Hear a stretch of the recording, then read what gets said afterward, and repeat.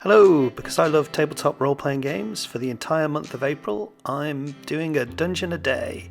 So in order to do this, I made a prompt list, bought a cheap calendar off Amazon, removed all the gumph, and I've spent the better part of this month just drawing a little bit every day. I'll put a link so you can see the videos leading up to this. Okay, down to the last couple of days. I must admit, I felt a bit of pressure on this one. What do we get? 93? What's 93? Fungal bloom trap. Okay, well this actually tied in quite nicely, and this happened several times during this project, in that the spores from the day before kind of work nicely with something that's mushroom like. So I kind of thought maybe this is a giant mushroom monster, or maybe it's a wizard that picked up a one that had an enchantment or a trap on it and turned him into a mushroom, and the spores went out and will turn anything else living into a mushroom or a fungus monster of some sort. So yeah, really good fun. Again, I'm at the bottom of the map now, so having to fill out all those trees. And I'm gonna lie, I'm really sick of doing trees, but I do like the consistency it gives to the map. This has actually been excellent practice for me doing environments. Those of you that know, I paint a lot of figures and draw a lot of people, so this was quite good. All right, final day. Oh. 100. Oh, quite a fitting way to end the final day. Let's see what that was.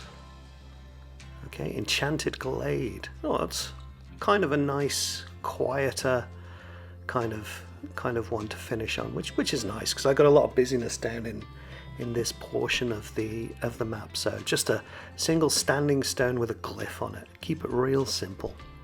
And again, fill in all these trees.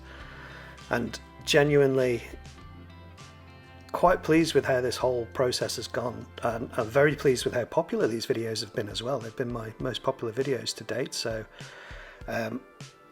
thanks to everybody for watching them, and I will definitely be doing more videos like this. Moving forward, I'm gonna do one for May, but I'll do it in one big video rather than breaking it into chunks. Okay, and then finally, just filling in the blank parts of the map. I decided at the end of last video, I think it was, I was going to continue the kind of underground pond further down to show where those tentacles were coming from, and yeah, wanted to do a big kind of horrible, great old one, Cthulhu-esque monster living at the bottom, kind of preying on anything that will go by.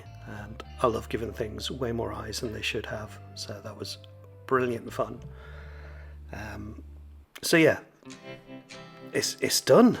I got it finished. Oh, those of you that don't know, that little square is where my signature goes. I have quite a strange signature, so yeah.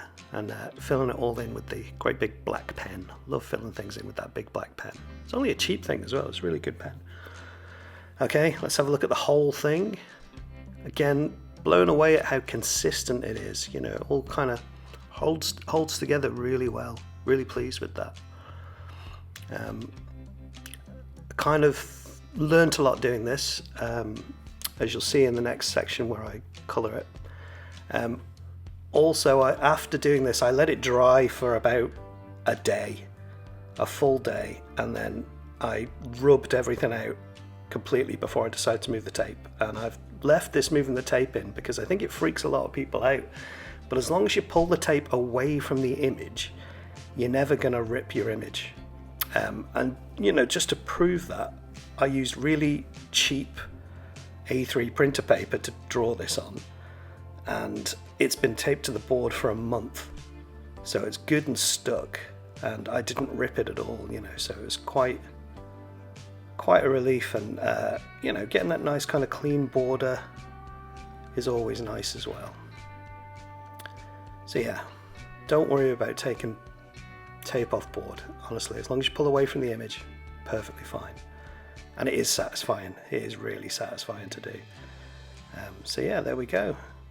Next step was to scan it in so I could see where I was at, and you can see I have lots of little squares from the boxes of the calendar. The darks aren't quite dark enough. There's a few things I wanted to fix, so that was the next step. I made the darks darker. I spent a very long time rubbing the boxes out, and this is what I call my enhancement stage. So I fixed little things I didn't like. So for example, the tree at the top, I wanted to expand it to make it a more interesting image, so I put tree branches all over it. Same with this. I wanted some of the things to overlap, so I extended the size of the tree. I was happy with most of the creatures, but not this little golem fella. I felt like he was a bit wonky, so I made him a bit more solid, gave him a bit more detail. Next step was shading, so I added very simple shading, just 3 layers of different quantities of grey, and I feel like this is the part that brings it all to life. You can sort of see a bit of life to it at this stage. Then colour. I wanted colour to be minimal. I wanted to feel quite retro but quite spring-like, so I went with pinks.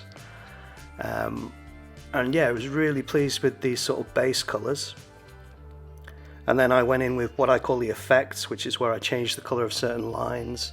I add more bright colours to make things pop out a little bit.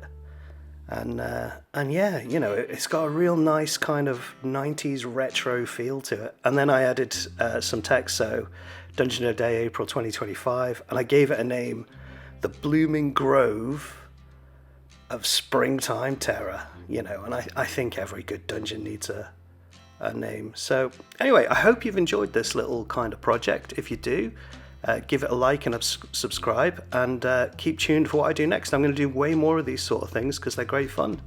Alright folks, have a good one, and I'll see you next time. Bye now.